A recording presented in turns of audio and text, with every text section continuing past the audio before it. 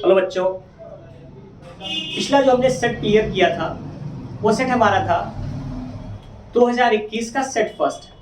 लेकिन कुछ बच्चों का हम रिक्वेस्ट था कि सर पहले मॉडल पेपर 2022 आप सॉल्व करवा दीजिए, उसके बाद सर आगे के सेट कंटिन्यू कीजिए। तो इसलिए अब हम पहले स्टार्ट कर देते हैं आपका मॉडल पेपर 2022। ठीक, मॉडल पेपर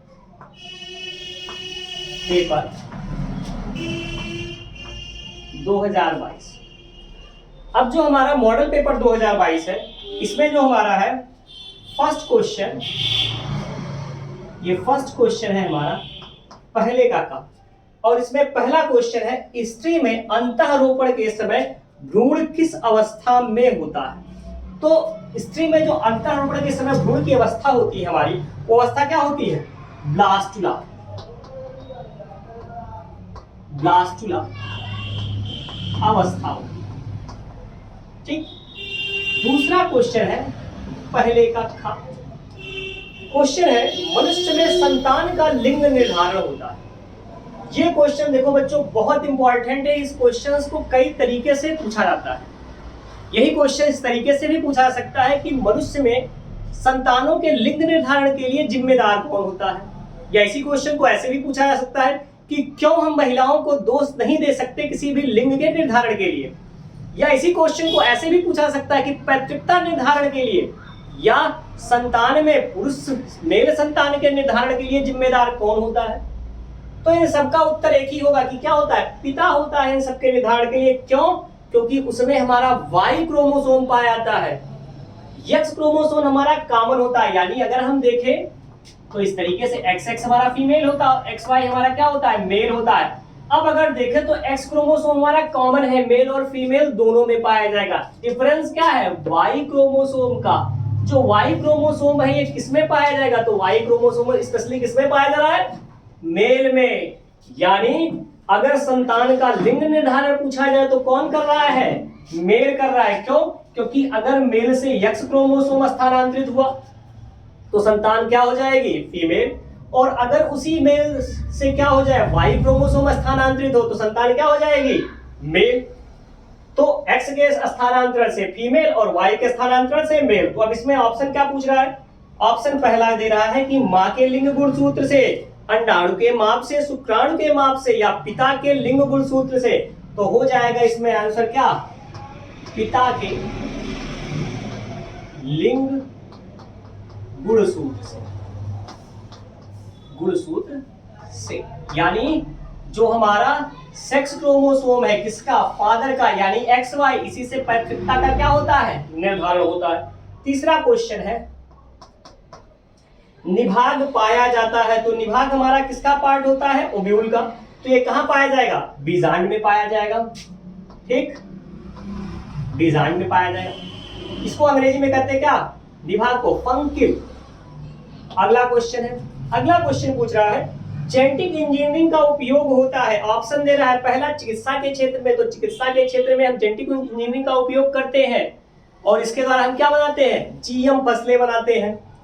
फिर ऑप्शन दे रहा है कृषि के क्षेत्र में। तो चिकित्सा के क्षेत्र में हम क्या कर रहे थे? इंसुलिन बना रहे थे। कृषि के क्षेत्र में जीएम फसलें बनाते हैं। फिर ऑप्शन दे रहा है इन दोनों में। तो ऑप्शन क्या हो जाएगा? इन दोनों में। इन दोनों में। अब इन दोनों मींस कौन कौन से? तो यानी आपका हो गया क्या? चिकित्सा में और किसमें? कृषि में। इन दोनों में ही यूज होगा किसका? जेनेटिक इंजीनियरिंग का। अगला क्वेश्चन है हमारा दो का पूछ रहा है, एक आवृत बीजी पुष्प के उस अंग का नाम लिखिए जहां नर तथा मादा युग्मकोद्भिद का विकास होता है। तो नर युग्मकोद्भिद कहां बनते हैं? तो पुंग में बनते हैं। और मादा युग्मकोद्भिद का विकास कहां होता है? तो जायांग में होता है। ठीक, तो यानी हो जाएगा क्या? उमंग और जायांग। अब खा क्वेश्चन की बात करते हैं। खा क्या कह रहा है? उस एंजाइम का नाम लिखिए जो डीएनए अणु को खंड में तोड़ देता है। तो आपने अगर पिछला वाला पेपर सॉल्व किया हमने उसमें देखा होगा, तो पिछले वाले क्वेश्चंस में एक पूछा था क्वेश्चन 6वें क्वेश्चन में कि रिस्ट्रक्शन एंजाइम क्या है, यानी प्रतिबंधन एंजाइम क्या है।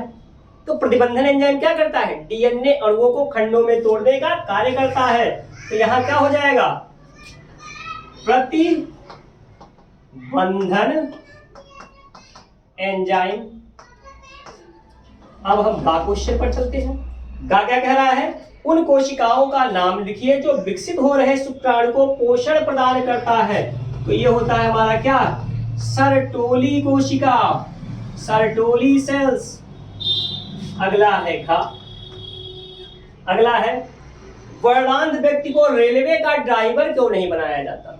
अब भैया पहले ये तो पता होना चाहिए कि वर्णांध किसे कहते हैं, वर्णांधता क्या है। अगर कोई व्यक्ति ऐसा हो जो लाल और हरे रंग में अंतर ना कर पाए तो उसे हम क्या कहेंगे, वर्णांध व्यक्ति कहेंगे। और यह प्रक्रिया क्या कहलाई, वर्णांधता। अब क्वेश्चन पे आते हैं। क्वेश्चन क्या कर रहा है कि वर्णांध व्यक्ति को रेलवे का ड्राइवर क्यों नहीं बनाते। तो हमें वर्णांधता पता है कि क्या है, लाल और हरा, लाल और हरा रंग। और रेलवे में हमारे दो ही रंग सिग्नल में यूज होते हैं, एक लाल और दूसरे हरे। अब अगर ड्राइवर क्या होगा, वर्णांध होगा, तो वो लाल और हरे रंग में विभेद नहीं कर पाएगा। अब अगर ट्रेन रोकनी है, लाल बत्ती जल रही है, तो उसको क्या दिखाई पड़ेगी, हरी।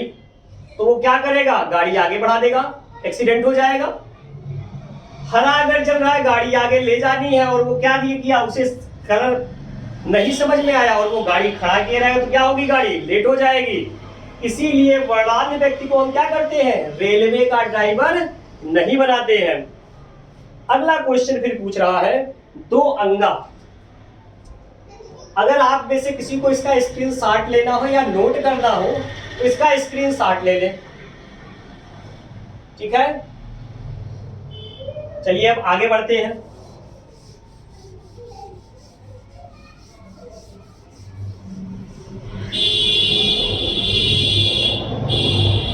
अगला क्वेश्चन क्या है, दो अंगा, दो का अंगा।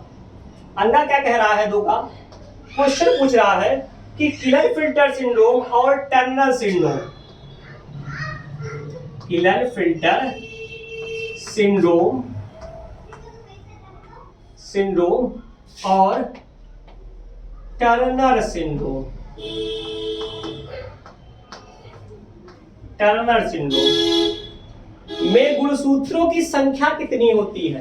तो हमारा क्लेरफिल्टर सिंड्रोम जो होता है, इसमें जो हमारे गुणसूत्र होते हैं, इसमें मेल में एक एक्स्ट्रा एक्स क्रोमोसोम आ जाता है और अगर फीमेल है तो उसमें भी एक एक्स्ट्रा क्रोमोसोम आ जाएगा। अब टोटल गुणसूत्र कितने होते हैं, 46। और भैया एक बढ़ गया तो कुल कितना हो गया, 47। यानी क्लेरफिल्टर सिंड्रोम में गुणसूत्रों की संख्या कितनी हो गई, 47। अब अगर डबल एक्स सिंगल वाई है तो ये बन तो रहा था मेल, लेकिन फीमेल का एक क्रोमोसोम बढ़ गया, यानी फीमेल लक्षण बढ़ जाएगा।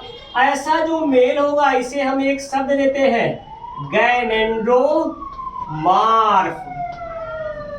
अब ये क्या बना, अब फीमेल तो थी ही लेकिन एक एक्स बढ़ गया, तो इसे हम क्या कहेंगे, सुपर फीमेल कहेंगे, ठीक। अब क्या कर रहा है, टर्नर सिंड्रोम पूछ रहा है। टर्नर सिंड्रोम एक ऐसा केस होता है जिसमें हमारा सेकेंडरी सेक्स क्रोमोसोम ट्रांसफर ही नहीं होता है। अब सेकेंडरी सेक्स क्रोमोसोम ट्रांसफर नहीं हो रहा, यानी एक गुणसूत्र की क्या हो गई, कमी हो गई। तो टोटल गुणसूत्र कितने होते हैं, 46। और भैया एक कम हो गया तो कितना हो गया, 45। यानी टर्नर गुणसूत्र में, टर्नर सिंड्रोम में गुणसूत्रों की संख्या कितनी हो गई, 45। अब चूंकि एक गुणसूत्र हमारे आए ही नहीं तो इससे ये नहीं डिसाइड हो पाएगा कि वो मेल बनेगा या फीमेल। क्यों, क्योंकि सेकेंडरी क्रोमोसोम हमारा आइडेंटिफाई करता है कि वो मेल बनेगी या फीमेल। तो इस कंडीशंस में यहाँ क्या होगा, ना तो मेल बनेगा ना फीमेल बनेगा, बल्कि क्या बन जाएगा, इंटरसेक्स, इंटरसेक्स का निर्माण हो जाएगा। अगला क्वेश्चन है वाटसन और क्रिक द्वारा, तीसरे कक्षा का क्वेश्चन है कि वाटसन और क्रिक द्वारा प्रस्तुत डीएनए के द्विकुंडल मॉडल का स्वच्छ एवं निम्नांकित चित्र बनाइए। तो बच्चों इस पर हमने अलग से एक वीडियो बना रखा है, double helical model of DNA, यानी डीएनए की द्विकुंडलित संरचना, स्पेशली वो पूरा वीडियो डीएनए मॉडल पर ही बेस्ड है, तो उसे आप देख लेंगे।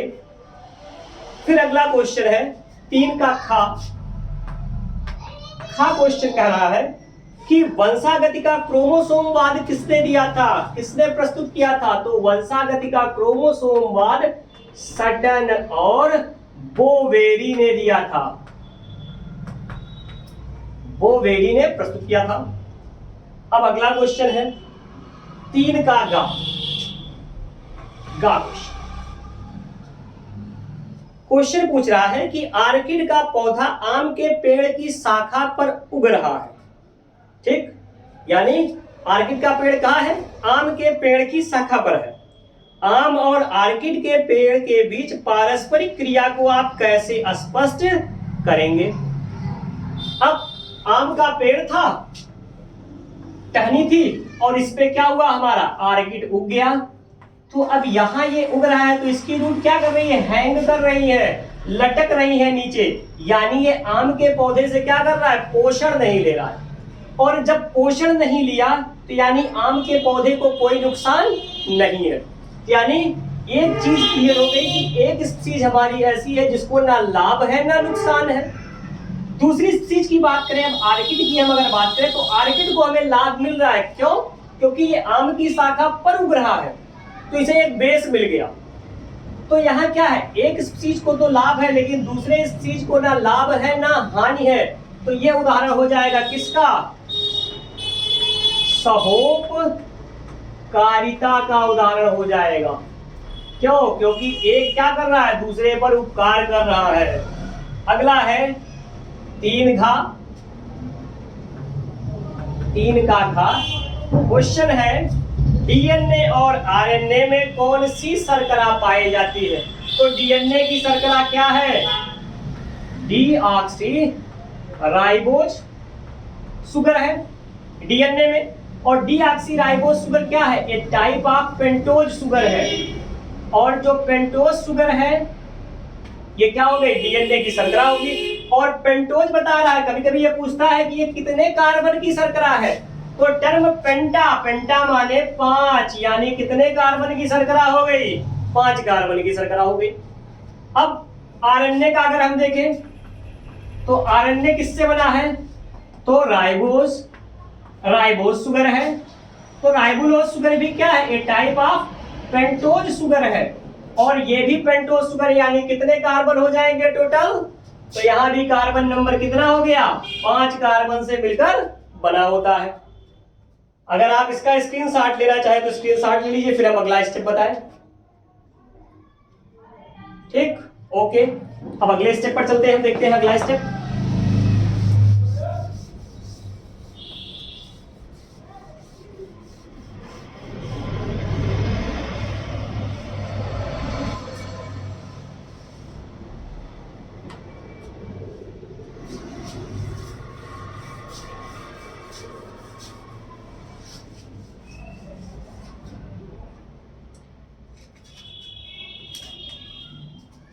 अगला क्वेश्चन हमारा कह रहा है 4 का क्वेश्चन कह रहा है कि एक संकर क्रॉस का उपयोग करते हुए प्रभाविता नियम की व्याख्या कीजिए। अब क्वेश्चन क्या कह रहा है? एक संकर क्रॉस का उपयोग करते हुए प्रभाविता नियम। तो प्रभाविता नियम क्या कहता है कि प्रभावी लक्षण सदैव प्रथम पीढ़ी में प्रभावी होते हैं। तो प्रभावी लक्षण सदैव प्रथम पीढ़ी में क्या होंगे? प्रभावी होंगे। तो यानी अगर हम प्योर टाल और प्योर डार्क प्लांट के बीच में क्रॉस कराते हैं तो F1 में जो हमें मिलेगा वो क्या होगा? टाल प्लांट होगा। क्यों? क्योंकि प्रभाविता नियम के अनुसार जो हमारी पहली पीढ़ी रहेगी इसमें क्या करेगा? प्रभावी लक्षण अपना प्रभाव प्रदर्शित करेगा। ठीक, अगला क्वेश्चन है कि सहज जन्मजात और उपार्जित प्रतिरक्षा में अंतर स्पष्ट कीजिए। तो ऐसी प्रतिरक्षा जो क्या हो? जन्म से हो, उसे हम सहज जन्मजात प्रतिरक्षा कहेंगे। और जो प्रतिरक्षा हमारी क्या हो? किसी वैक्सीन के द्वारा उत्पन्न हो, उसे हम क्या कहेंगे? उपार्जित प्रतिरक्षा कहेंगे। ठीक, तो आज हम आपका यहीं तक बना रहे हैं और नेक्स्ट वीडियो भी हम जल्द ही अपलोड करेंगे और उसमें हम आपके इसके आगे के क्वेश्चन को क्या करेंगे, अपडेट कर देंगे। तब तक आप हमारा वीडियो देखते रहिए, लाइक और सब्सक्राइब और शेयर करते रहिए। साथ ही साथ अगर कोई डाउट हो किसी क्वेश्चन से रिलेटेड तो उसे आप हमें हमारे टेलीग्राम पर भी पूछ सकते हैं या डायरेक्ट आप ग्रुप में भी मैसेज करके पूछ सकते हैं। Okay, thank you.